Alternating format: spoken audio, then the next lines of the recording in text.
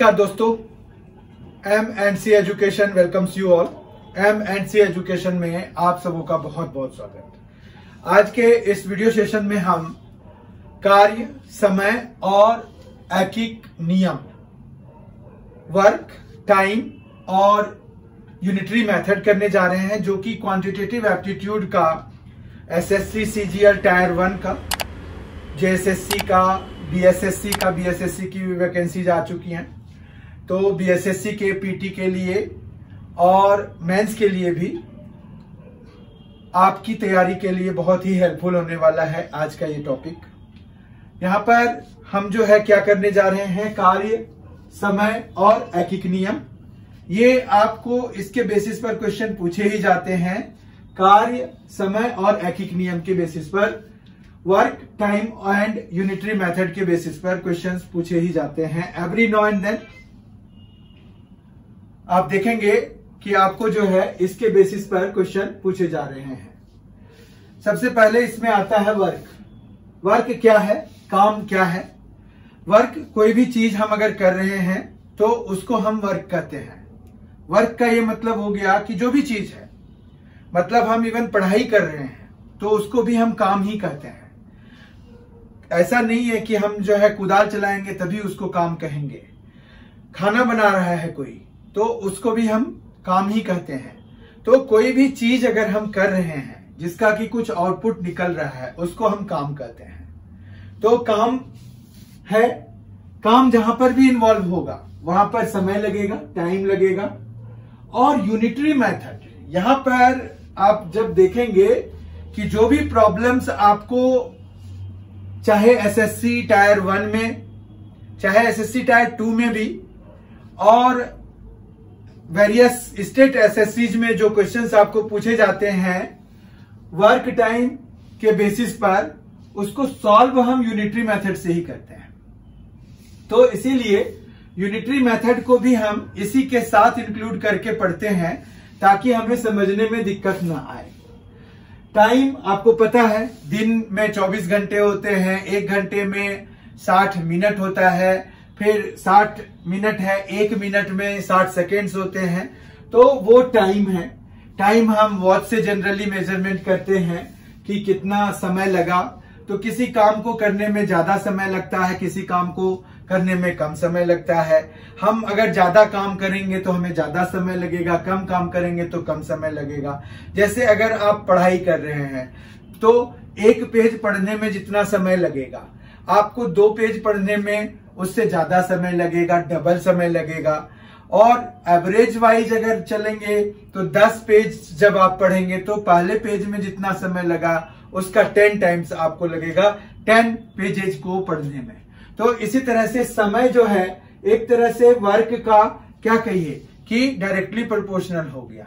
समय अगर आप बढ़ाएंगे तो वर्क बढ़ जाएगा, वर्क अगर बढ़ाएंगे तो समय बढ़ जाएगा। ठीक है। और यूनिटरी मेथड क्या है? यूनिटरी मेथड बहुत ही इंपॉर्टेंट मेथड है। यूनिटरी मेथड आपने बहुत बचपन में किया हुआ है, 6th-7th क्लासेस में पढ़ाए जाते हैं ये। तो यूनिटरी मेथड में बेसिकली क्या है कि जैसे मान रखिए कि 12 पेन्स हैं, उसके कॉस्ट आपको दिए हुए हैं, 12 पेन्स के कॉस्ट दिए हुए हैं, मान रखिए कि 60 रुपीज दिया हुआ है। तो आपको अगर 1 पेन का कॉस्ट निकालना होता है तो वो जो हम मेथड लगाते हैं दैट इज यूनिटरी मेथड, वही ऐकिक नियम है। मतलब अगर यूनिट, यहां यूनिट है ना, यहां एक से बना है ऐकिक, तो हमारे पास 1 के लिए जो हम काम करेंगे तो 1 पेन के लिए क्या हो जाएगा, कितना रुपीज लगेगा, तो यह हो जाएगा 60/12 और इस तरह से हमारा रुपीज आ जाएगा 5। ठीक है। तो 5 रुपए का 1 पेन हुआ।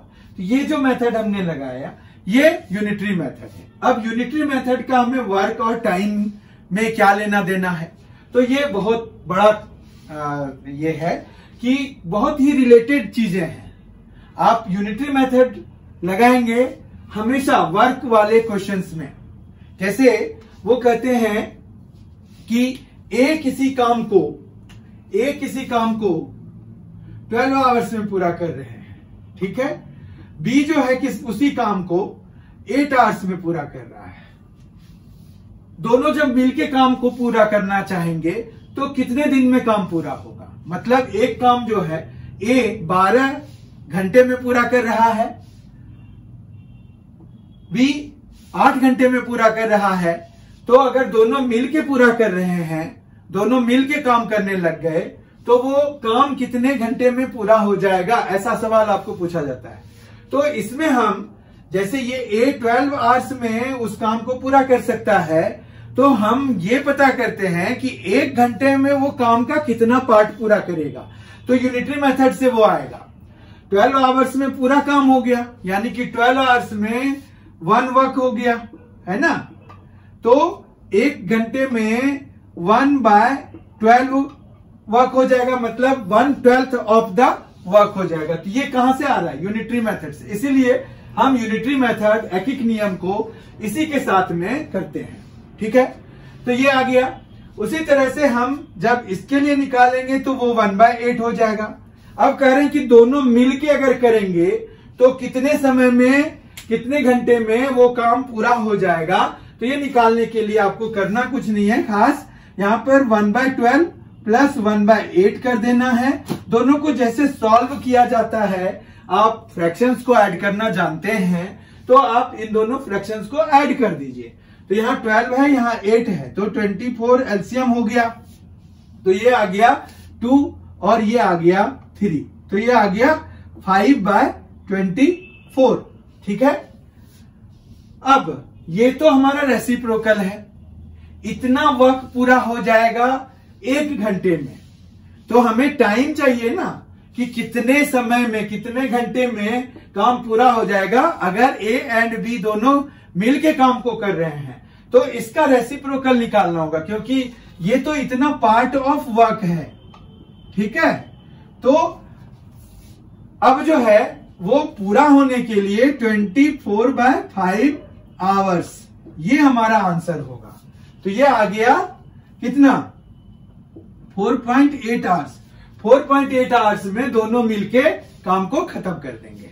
तो यहां पर देखिए, ये आप सिंपली ऐड करके आंसर नहीं आएगा आपका, जो फाइनली आया उसको आपको निकालना पड़ेगा, क्या, रेसिप्रोकल, तब जाके इसका आंसर आएगा। तो यहां पर हम ऐसे ही काम चलाते हैं, यहां पर इसी तरह से क्वेश्चंस को सॉल्व करते हैं। आपको कहेंगे इसी के उलट, आपको कहेंगे मान रखिए कि ए और बी जो है किसी काम को मिलके जब कर रहे हैं तो 4.8 आवर्स में पूरा कर रहे हैं, ठीक है। मतलब ए प्लस बी दोनों मिलके जब कर रहे हैं तो 4.8 आवर्स में उस काम को पूरा कर दे रहे हैं। अगर ए उसी काम को 12 आवर्स में पूरा करता है तो बी कितने घंटे में पूरा करेगा, ये क्वेश्चन भी आपको पूछ सकते हैं।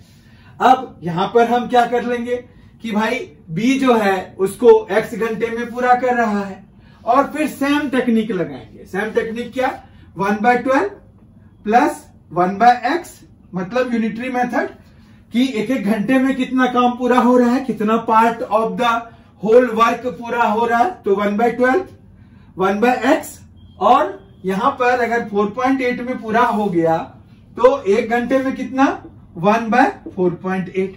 तो यही चीज होता है, ठीक है। अब इसको सॉल्व कर देंगे हम। तो यहां पर 1/x इज इक्वल टू ये 1/12 उधर चला जाएगा, तो ये आ गया ऐसे। अब 1/4.8 है, तो ये जो है कितना हो जाता है, अगर हम ये डेसिमल हटाएंगे तो 10 हो जाएगा, ये 5 और ये आ जाएगा 24। तो फिर एलसीएम लेंगे तो यहां पर आ जाएगा 24 और 12 का एलसीएम 24, और ये आ गया 5 और -2, तो ये आ गया 3/24। फिर ये कैंसिल होके 8 आ गया, तो 1/8 हो गया। तो x की वैल्यू यहां पर देखिए, x यहां पर नीचे है, यहां पर है 8 नीचे है, 1 कंपेयर कर लीजिए।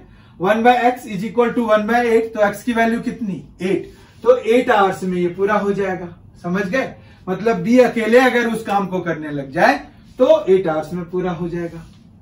अब यहां पर कार्य समय और एकिक नियम का और कहां इस्तेमाल कर सकते हैं आप। कार्य समय और एकिक नियम का नल एक नल है, वो हमारे पास ए बी नल जो है, ए किसी टैंक को 12 घंटे में, बी जो है 20 घंटे में, तो दोनों मिलके कितने में फिल करेंगे, उसको पूरा फुल्ली फिल कर देंगे। तो वो अगर हमें निकालने के लिए आता है तो वहां पर भी हम वैसे ही करेंगे। एंड उसी तरह से एक और जगह पे इसका यूज होगा। आप देखते होंगे कि आपको एसएससी टायर 1 में या जेएसएससी में या बीएसएससी में ऐसे क्वेश्चंस पूछे जाते हैं कि कहीं पर जो है कोई कैंप लगा था, उसमें जो है 50 लोग थे, उसमें 40 दिन के खाने का इंतजाम था। 20 दिन के बाद जो है कुछ और लोग आ गए, तो अब खाना कितने दिन चलेगा? ये क्वेश्चन भी हम इसी से करते हैं। मतलब यही कंसेप्ट वर्क टाइम और यूनिटरी मेथड में जो अभी हमने कंसेप्ट पढ़ा, वही कंसेप्ट हम वहां पर भी लगाते हैं। सवाल है कैसे? कैसे का क्या मतलब हुआ? यहां पर मान रखिए कि 50% थे, 50% के लिए जो है 40 डेज का फूड था। अब जो है 20 दिन के बाद आफ्टर 20 डेज क्या हुआ? आफ्टर 20 डेज जो है 20 और पर्सन आ गए, 20% ऐड हो गए। ठीक है, क्वेश्चन समझ में आ रहा होगा। अब ये पूछ रहे हैं कि जो रिमेनिंग फूड है, क्योंकि 20 दिन तो यूज हो चुका है, तो जो रिमेनिंग फूड है वो अब कितने दिन चलेगा? ये भी अगर हमें निकालना है तो ये भी यूनिटरी मेथड से ही हम निकालते हैं। कैसे? तो यहां पर देखिए 50% थे, अब फूड तो 20 दिन का बचा हुआ है, तो 1% के लिए कितने दिन का बचा हुआ है? 1% के लिए ये 50 × 20 डेज के लिए बचा हुआ है। ठीक है, अब 20 और आ गए हैं, तो टोटल कितने हो गए? 70% हो गए। तो 70% के लिए अब कितने दिन तक ये चलेगा, ये अगर हमें पता करना है तो 1000/70 कर देंगे, तो उतने दिन तक ये चलेगा। ठीक है, बाकी हम इसको सॉल्व कर देंगे जो भी होगा। तो ये 100/7 डेज। ठीक है, 100/7 डेज हो गया। तो ये आप देख लीजिए इसको सॉल्व करके कितना बन रहा है। ये जो है 14 पॉइंट समथिंग डेज बनेगा। तो अप्रोक्सीमेटली आप इसको 14 डेज ले सकते हैं कि 14 डेज और चल जाएगा। ठीक है, तो 14 डेज चल जाएगा ये। और खाना 20 दिन चलना था उसको, चूंकि 20 जने और आ गए तो अब वो 14 डेज तक ही चलेगा ज्यादा से ज्यादा। ठीक है, तो इस तरह से हमने अभी देखा कि ये जो कंसेप्ट है कार्य समय और रैखिक नियम का, ये कहां कहां यूज हो सकता है? ये बहुत जगहों पे यूज हो सकता है। अब एक और टाइप का क्वेश्चन होता है, उसमें क्या होता है, ये शॉर्टकट फॉर्मूला एक तरह से हम अभी करने जा रहे हैं। शॉर्टकट फॉर्मूला जरूरी होता है हमें करने के लिए, क्योंकि समय जिसमें बच पाए वैसे काम हमें करने चाहिए, क्योंकि समय सबसे बड़ा कॉस्टली चीज है। समय एक बार ही निकल जाता है तो वो फिर वापस नहीं आता है, तो इसीलिए समय बचाने का प्रयास हमेशा करना चाहिए हमें। तो यहां पर जो है हम समय बचाने का प्रयास करते हैं। तो इस तरह का क्वेश्चन आपने देखा होगा, अगर आपको थोड़ा टाइम हो गया है तैयारी करते हुए, तो उसमें है कि जैसे M1 पर्सन है, वो D1 डेज तक हर एक दिन जो है H1 आवर्स काम करके किसी काम को, वर्क को, W1 वर्क को पूरा करता है। ठीक है, उसी तरह से M2 है, D2 है और H2 है। मतलब M2 पर्सन D2 डेज तक H2 प्रत्येक दिन काम करके वो दूसरे काम को पूरा करता है। ठीक है, तो इसमें क्या होगा कि आपके पास ये दोनों बराबर होते हैं। ठीक है, ये W1 W2 मेनली हमारा इन दोनों की वैल्यूज तो 1 ही होती है, क्योंकि एक ही काम के बारे में हमें सवाल पूछते हैं वो। तो हमारा बेसिकली ये हो गया कि नंबर ऑफ पर्सन्स चेंज हो जाएंगे दोनों में, या नंबर ऑफ डेज दोनों में चेंज हो जाएंगे, और नंबर ऑफ आवर्स दोनों में चेंज हो जाएंगे। इन 6 चीजों में से आपके पास यहाँ पर 3 है और यहाँ पर 3 है। इन 3 + 3 मतलब 6 चीजों में से एक चीज वो गायब कर देंगे और फिर कहेंगे कि आप बताओ कि कितने घंटे काम करना पड़ेगा उसी काम को पूरा करने के लिए। ऐसे क्वेश्चन पूछे जाते हैं, मतलब वर्क एक ही रख देते हैं, वो इसकी वैल्यू जो है ना दोनों ही केसेस में 1 ले लेते हैं। अब क्वेश्चन 1 देख लेते हैं हमारे पास क्या है। मान रखिए कि 8 जो है 6 दिनों तक काम करके हर एक दिन 5-5 घंटे काम करके किसी काम को पूरा करते हैं। ठीक है, तो 10 जने उसी काम को 8-8 घंटे करके कितने आवर्स में पूरा कर लेंगे। अगर ये पूछा गया है कितने आवर्स में, यानी कि हमें H2 निकालने की जरूरत है, तो अब हम इन दोनों को इक्वेट करा देंगे और फिर सॉल्व कर देंगे। जितना भी होगा वो हमारा आंसर आ जाएगा। ठीक है बात, यहां पर देख लेते हैं। ये 8 तो कैंसिल हो गया, 3 से ये हमारा 10 से ये 3 टाइम्स में कैंसिल हो जाएगा क्योंकि ये 6 5 30 हो गया। तो 3 आवर्स प्रत्येक दिन काम करके ये 10 लोग जो है 8 दिन में काम को पूरा कर सकते हैं, 3-3 घंटे काम करके मात्र। ठीक है, या फिर कई बार आपको जो है इसमें कोई भी वैल्यू आपको चेंज करके बता सकते हैं, जैसे H2 दे देंगे और कहेंगे कि अब कितने लोगों को हम लगाएं जो कि काम जो है इतने दिनों में पूरा हो जाए, इस तरह का। ठीक है, तो ये भी हम जो है इसी कंसेप्ट पे, कार्य समय और रैखिक नियम के कंसेप्ट से ही सॉल्व करते हैं। तो आपने देखा कि ये जो आज के क्लास में जो हमने कवर किए ये बड़े ही इंपॉर्टेंट कंसेप्ट्स थे, चाहे नल के भरने वाला हो, नल के खाली करने वाला हो, कि भाई एक ए नल है, वो एक क्वेश्चन हम उसका भी डिस्कस कर लेते हैं। तो यहां पर जैसे आपको क्वेश्चन दिया हुआ है, मान रखिए कि एक नल है, वो जो है ए 10 आवर्स में किसी टैंक को भर रहा है और जो दूसरा नल है वो खाली करने के लिए यूज हो रहा है और वो उसको 18 घंटे में खाली कर रहा है। दोनों नल को साइमल्टेनियसली खोल दिया जाता है।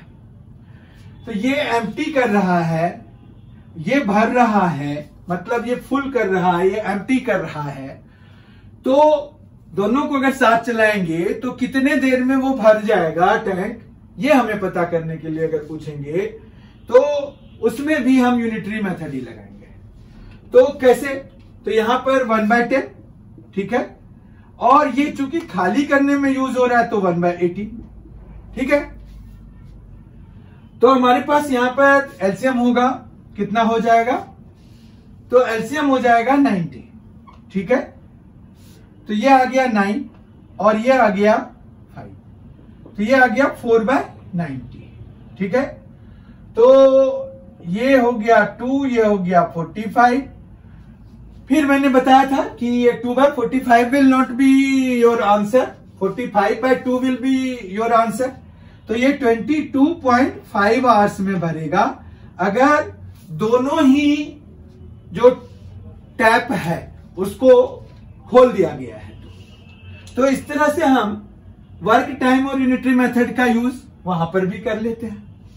ठीक है, तो इसमें एक और भी चीज आ सकती है कि जैसे एक बॉय या एक मैन किसी काम को 10 घंटे में पूरा करते हैं, उसी काम को 12 घंटे में पूरा करती है वो औरतें। तो 4 मैन और 5 वुमन कितने दिन में करेंगे। तो उस तरह के क्वेश्चंस को भी हम इससे सॉल्व करते हैं। आपको करना क्या है, यूनिटरी मेथड लगा के पर आर के हिसाब से लाना है। फिर 5 जने हैं, जैसे 5 मैन है तो 5 से मल्टीप्लाई करा देना, ऊपर 5 रखना है। वुमन के लिए 6 है तो 6 से ऊपर मल्टीप्लाई करा देना, सम करा देना, आपको पता चल जाएगा कितने दिन में आएगा। और हमेशा बाद में इसको रेसिप्रोकल लेना है। इस तरह से आज हमने बहुत ही इंपॉर्टेंट कंसेप्ट डिस्कस किए। आई होप कि आपको सारे कंसेप्ट समझ में आ गए होंगे। अगर नहीं भी आए हैं तो कोई प्रॉब्लम नहीं है, आप अपने प्रॉब्लम्स को कमेंट में लिख सकते हैं और हम जो है उस आपके प्रॉब्लम को सबसे पहले प्रायोरिटी के साथ सॉल्व करके आप तक पहुंचाने का प्रयास करेंगे। आपने अगर M&C एजुकेशन चैनल को अभी तक सब्सक्राइब नहीं किया है तो जरूर कर लीजिए, ये आपके लिए बहुत ही फायदे का होने वाला है। बहुत ही जल्द हमारी मुलाकात अगले वीडियो के साथ होगी। यहां पर SSC CGL टायर 1 टायर 2 और स्टेट SSC के लिए तैयारी कराई जाती है। क्वांटिटेटिव एप्टीट्यूड की तैयारी कराई जाती है, बहुत अच्छे से कराई जाती है। थोड़े दिन बन के देखिए, थोड़े दिन बने रहिए, आपको अपने आप पता चल जाएगा कि यहाँ पर क्या बताया जा रहा है and how we are different from others. बहुत ही जल्द हमारी मुलाकात होगी। Thank you so much for being with us. Thanks a lot. Enjoy yourself.